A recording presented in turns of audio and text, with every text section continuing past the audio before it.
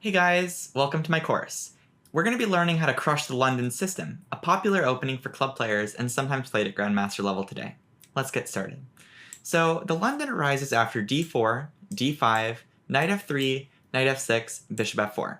The main idea is just complete development and keep the position pretty closed. White tends to set up his pieces like this: e3, c3, knight bd2, bishop d3, castles kingside. Things seem pretty solid at first glance. After all, white has control over the e5 outpost, black has no threats. What could possibly go wrong, right?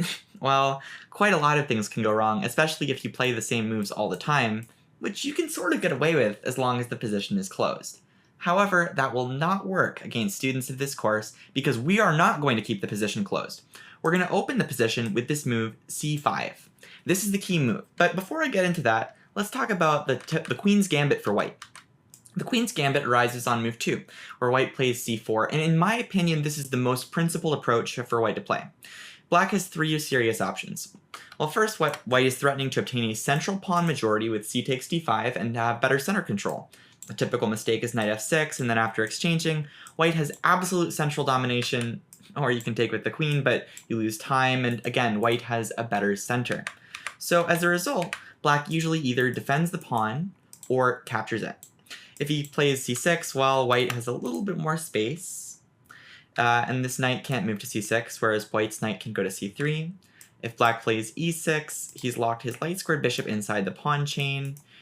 White has a little bit of initiative, and if black captures the c4 pawn, then he'll probably lose the pawn at some point with two central pawns against black's one. Well, I'm not saying black's in trouble or anything like this. I'm just showing that this move c4 puts black under a little bit of pressure right away, and that there's a reason why white tends to play this move at Grandmaster level. Because you want to have a target on d5, you want to play c4 before knight c3, and sometimes your queen will join the fun. If white doesn't do this, black may get a free hand. So after knight f3, knight f6, bishop f4, we go c5, which is basically like playing a Queen's Gambit as if we're white, as if we're the one playing for the initiative, and we are. First of all, the idea is black wants to obtain a central pawn majority. This would mean that black would have two central pawns against white's one, which is going to lead to some long-term initiative. Another option is if white takes the pawn, black will almost always win it back in Queen's Gambit style, again with a central pawn majority. Also note, black is not going to play passively with some move like knight d7, the knight's coming to c6, and black plays c5 before bringing his queen out so that the queen has breathing room. And this goes back to the second reason why we prefer c5 setups against the London system. White has undefended his b2 pawn, making queen b6 much stronger. By the way, we always meet bishop f4 with c5, so 2 bishop f4 is also met with c5 with the same idea. Okay, so knight f3, knight f6, bishop f4, c5, e3, knight c6. Well, some solid development. Let's just develop the knights first.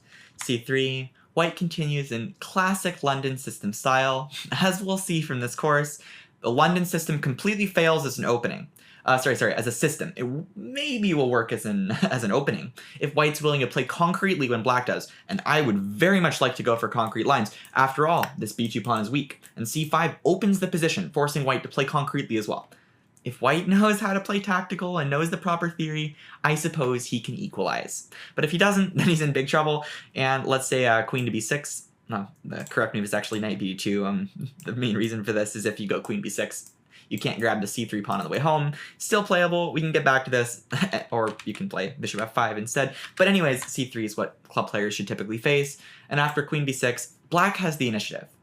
Let's pause and discuss the typical ideas here, just at a conceptual level. Okay, so what's happening?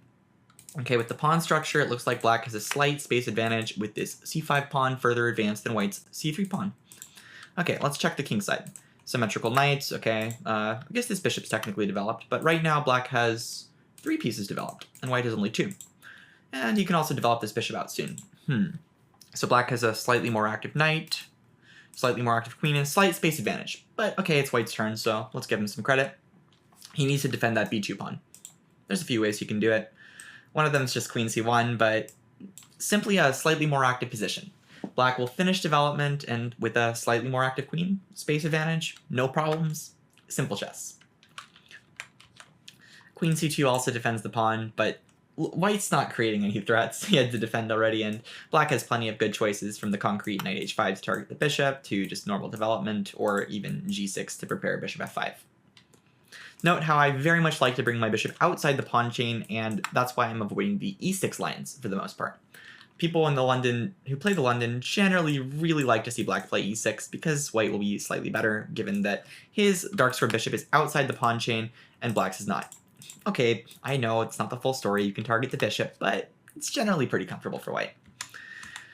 Okay, so going back to this, queen b6, queen b3, c4, key idea. Okay, let's talk about this. So why is black willing to exchange the queens and go for an endgame, especially with doubled pawns? After all, doubled pawns are sometimes a static weakness, so why would we be willing to go for an endgame where static advantages often play a bigger role?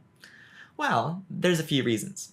One of them is, these doubled pawns are not a static weakness here. Well, they're not targets, essentially, so I don't see what the problem is.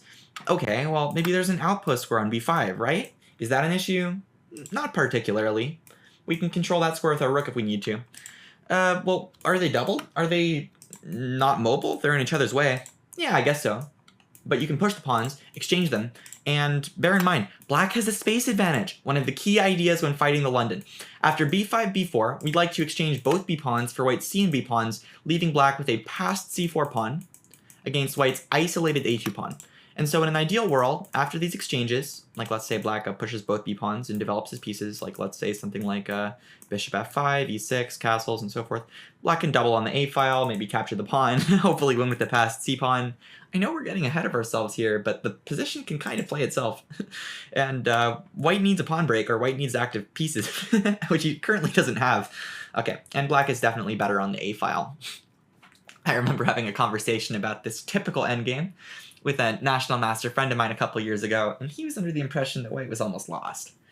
I don't know about that, but white definitely is worse already, and he has to play cautiously to stay in the game, especially since black just has really easy play. Simple development, pushing the b-pawns, space advantage, open file. What more could black possibly want? Okay, so these endgames are favorable for black. The a file and the pawn storm is very helpful. What if white retreats? After all, in a lot of positions where black plays c5 to c4, black is worse, right? This pawn can be a target. There's pawn breaks b3, there's pawn breaks e4. Like, let's look at the stonewall, for example. Like, the stonewall, something like c4 would be a mistake quite often. Something like this. A typical mistake, c4, is something that old computers used to play, including the computer forum Possible on chess.com that I used to habitually play as a teenager. But c4 is a big mistake. And the reason for that is white's going to get the e4 break in soon, and then just have a big initiative. After all, the pawn chain is pointed towards the king side, and it gives lots of squares behind the pawns, which means white's going to get a pretty big attack. And black can get an attack on the queen side just the same, but it's not, because in a closed position, you should generally attack in the direction of your space advantage, as International Master Daniel Wrench taught me at the, 2013 or 2014 Texas Scholastic State Championship. Anyway, I would rather beat white because the king side attack will maybe checkmate me, and the queen side attack won't be enough. And I really want to point out how this bishop helps control the e4 square. And how if this pawn were still on c5, e4 would not really work because you just make two exchanges and white would have an isolated pawn. This is a very similar idea, for example, in the Colley system. Something like knight f3, knight c6, c3, something like this. Again, you really don't want to play c4 because it releases the tension against the center, and white's going to get the e4 break in with a great position. This is a big mistake. It's a very, very bad idea. But it's the best idea in the London. It's a great idea. Well, what's the difference? Few differences. One of the differences is the bishop is not on d3, so it cannot control the e4 break. And if white can't play e4, then black has enough time to just get a free queenside attack, and there's no kingside attack to compensate. That's pretty serious. But wait, isn't the queen acting as a replacement light square bishop? Maybe white can play knight d2 and e4, right? Wrong. Pause this position and try to find the best move for black. I assume you paused and found it. Bishop f5, of course. Chasing the queen away. Oh, and sacrificing the bishop, but it's okay, because we're going to grab that rook.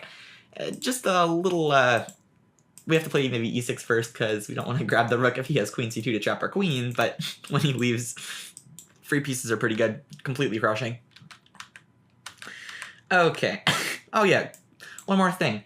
You know, I know we're bringing our queen out and doing all these fancy tactics and all that, but remember, we develop our pieces first. That is, we developed our knights, and this actually matters. I remember I was a 1700 on Rapid some years ago on chess.com, and I blundered queen c8 checkmate because I forgot to bring my knight out before my queen. You know, some people say knights before bishops, probably knights before queens too, generally speaking. Anyway, if this knight wasn't on f6, then white could play queen takes d5, and after queen takes a1, there would be queen b5. Sorry, queen b5, and bishop takes c4 is coming with excellent compensation for the exchange. This could realistically happen if these knight moves hadn't been developed yet. So develop both of your knights before queen b6 in the c5 lines, which are all of the anti-London lines. Okay, so queen c1, and okay, just space advantage, better queen. Okay, this actually matters a lot. So e6 is what I recommended originally in the course. Now I prefer h6.